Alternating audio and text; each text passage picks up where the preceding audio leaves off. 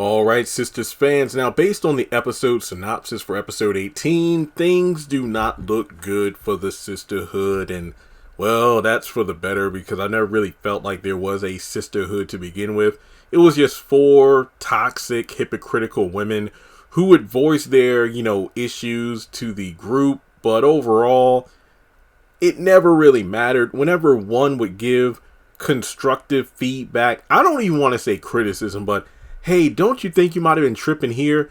They don't want to listen. They will, clap back with, well, what about the shit you're going through? I mean, you trying to tell me I'm the one in the wrong, but you're still dealing with this abuser, or, you're doing this, that, and the third, but it is what it is. So, in episode 18, Karen and Andi deal with a matter of betrayal that threatens the sisterhood.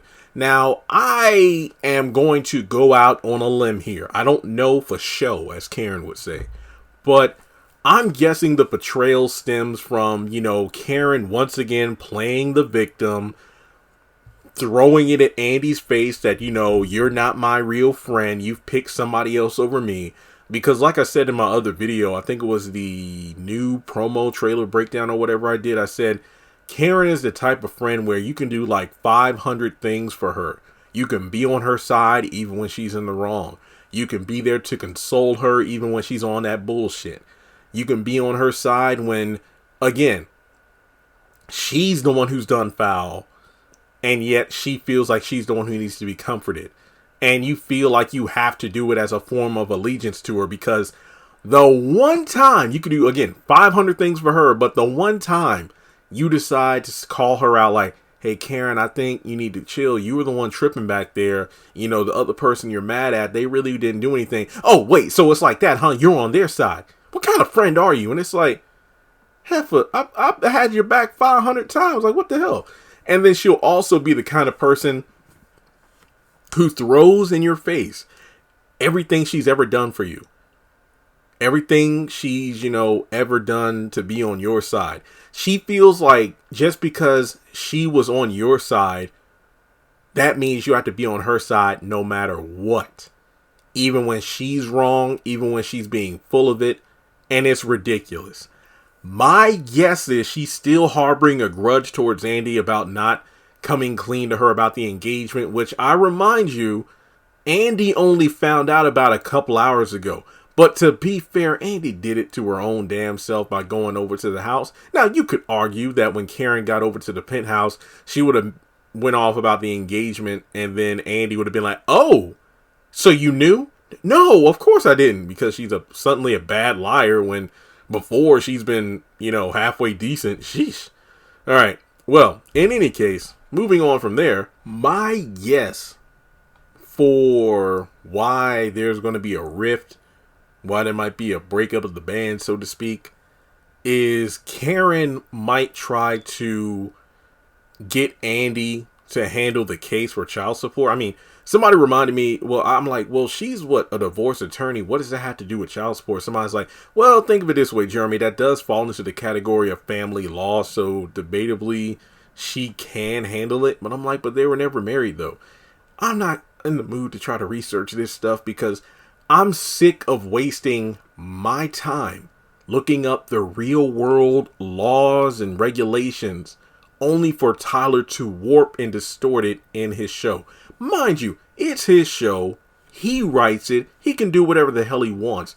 But I think it's an insult to the intelligence of his audience when this isn't written for kids.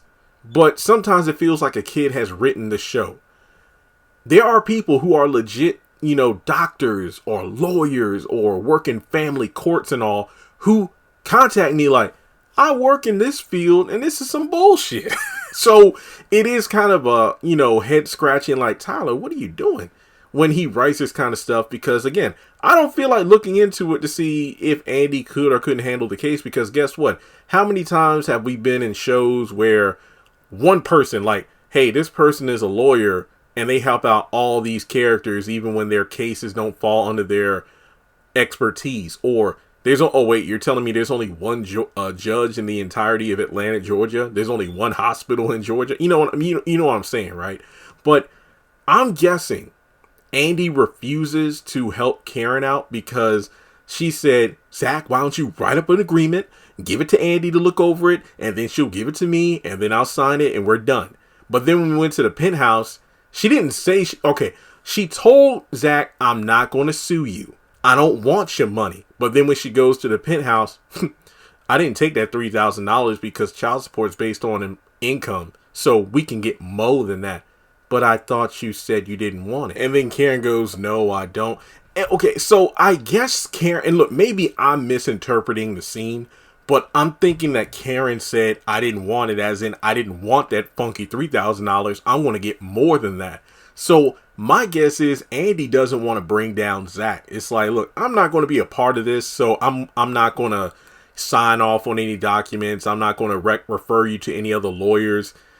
And then that's when Karen's going to feel, like she's been stabbed in the back. But here's what makes this, and I did a video on this earlier in the week. This is what makes these storylines so damn frustrating. There isn't even 100% confirmation that Zach is the father. So the entirety of the sisters dynamic is being thrown out of whack over a hypothetical. I mean, we don't even know if Karen's lying, even though I do think she is. The sisters don't know if she's lying. So Karen is playing the victim. She's saying people are stabbing her in the back, this, that, and the third. And now it's going to be even more frustrating if Zach isn't the father, because we're seeing the fragile relationships of these women fall apart over something that's not even true. Like I said, because I don't know, if Karen and Andi have a falling out over the whole child support bull crap, and then the baby isn't even Zach's, then what was it all for? But then again, it's like I said earlier in another video this week, and some posts online too. The first half of the season was a complete and utter waste of time, because we wasted all that time with the whole gathering to read the letters, and then they didn't do shit. I mean, Karen even frustrated me in this week's episode mentioning the letters, and I'm just like, they didn't do a damn thing. Shut the hell up. But I really do feel like when it comes to sisters, we're going to see something we've never seen before, and that's the band breaking up. And to be honest, I don't really care, because keep it this way. Sabrina even called out, look, she's holding out on us? Sabrina, that's not new. Danny and you have always been in the dark about Karen and Andi's extracurricular activities. Plus, y'all have enough shit to deal with on your own. You're trying to fight to stay out of jail if Maurice gives you up. Danny's dealing with a proposal and an ex-con trying to, jump in bed with her. But then Andi and Karen got their own shit going on. So I don't really care. But I just feel like the rift between these two is Karen feeling like Andi's chosen Fatima and Zach's side, as opposed to being on her side to fight the good fight. Hey, you're going to help me take him for everything he's got. But do you think this could actually lead to Karen interacting with Hayden? Because remember how gung-ho Hayden was to work with Heather to get Zach. Now imagine if he has both baby mamas together trying to get Zach. And then, of course, the Tamara factor comes into play. Even though I still don't know how exactly she's going to get Hayden not to represent Heather's case, unless she makes up some story about knowing Heather and stuff like that. But I don't know. It just feels weird to me. But let me know your thoughts in the comment section below. I think the foundation of this drama is flimsy because we don't have confirmation of who the baby daddy is. That's what I feel like makes this weak. So there we go. Let me know your thoughts in the comment section below. Even though I'm not the biggest Andi fan, she deserves a better friend than Karen. Enough said.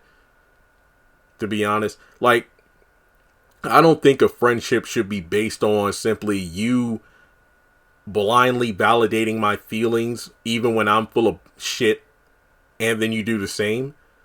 I do the same for you, because that doesn't seem like a friend to me. That just seems like I just need somebody to make me not feel guilty about my bad choices and back me up when I'm in the wrong, and that's pretty much it. So that's why we really need some sort of episode or like a made-for-TV movie just to see how these girls met up. That would explain a lot. So with that being said, like and subscribe, follow me on social media, and I'll catch you in the next one.